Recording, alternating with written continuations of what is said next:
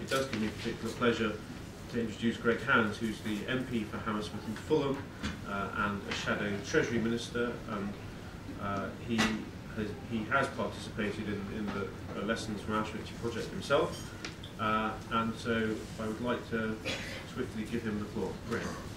Thank you, Jonathan, and can I add my thanks to the Holocaust Education Trust for organising tonight's event. Thanks to Karen Pollock, Lord Janner, Lord Hunt and everybody else involved in the HET, and my apologies for having to go on to another event.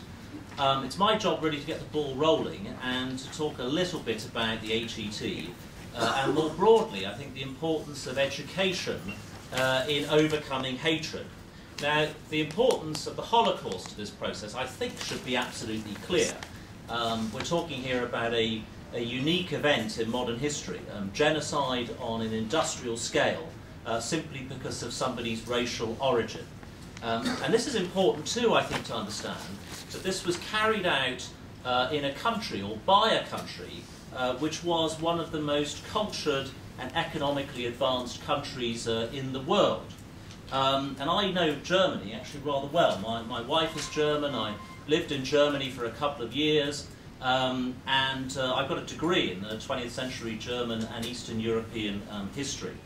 And I think it's indeed ironic, returning to the topic, active citizenship and education, the key to defeating extremism, is that Germany, of course, in the 1930s and 1940s, had very active citizens, at least prior to 1933, and were generally incredibly well educated.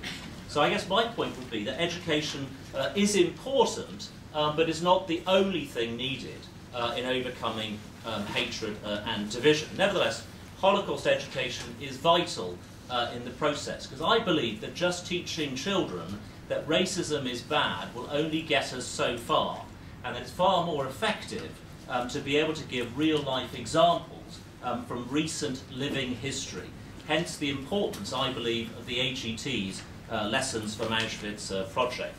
And I went on it in November 2008 with three schools in my constituency.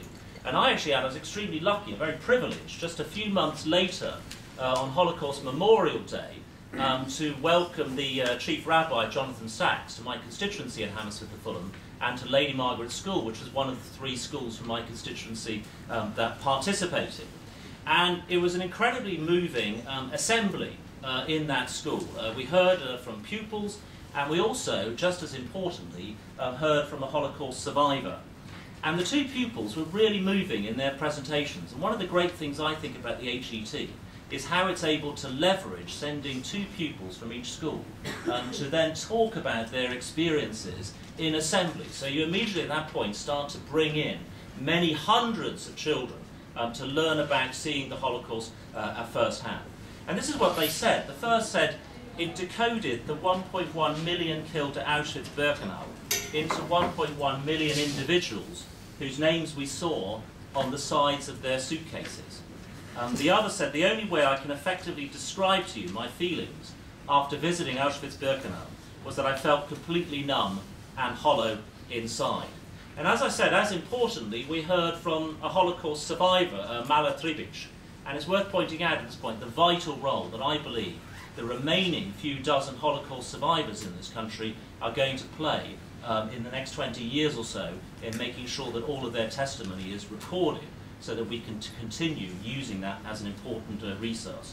And she described, in a way that really brought the whole of Lady Margaret School pretty much to tears, she described how experiences in a young child arriving at Ravensbrück and seeing her parents, well not seeing, but experiencing the fact that her parents and her entire family was murdered by the Nazis shortly after arriving. And she said, when we emerged at the other end, we could not recognise one another. We all looked the same. Our identities, our personalities, our very souls had been taken from us. We were dehumanised. So I think the Holocaust survivors will play a very important role in the education.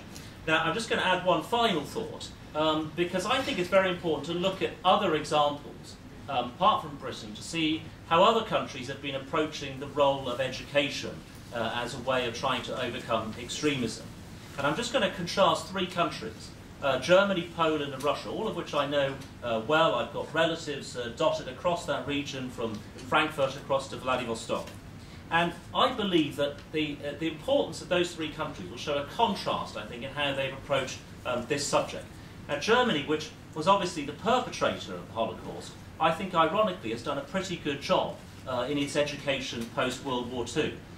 Every German knows what happened, and Germans, I think, generally have done a pretty good job of keeping their Jewish history alive as far as they possibly can, and doing a good job of what they call Vergangenheitsbewältigung, which is coming to terms with their very, very difficult past. And I think actually we can learn a lot of lessons in what Germany has done. Poland, I think, has improved an awful lot. I think in communist times, Poland was frankly a disgrace in the way that it approached the Holocaust. I actually went to Auschwitz. The first time I went was in communist times. And the whole Jewish nature of the Holocaust was entirely written out. It was like everybody, all of the people who were killed there were Poles and Soviet citizens, and virtually no mention of their Jewish origin.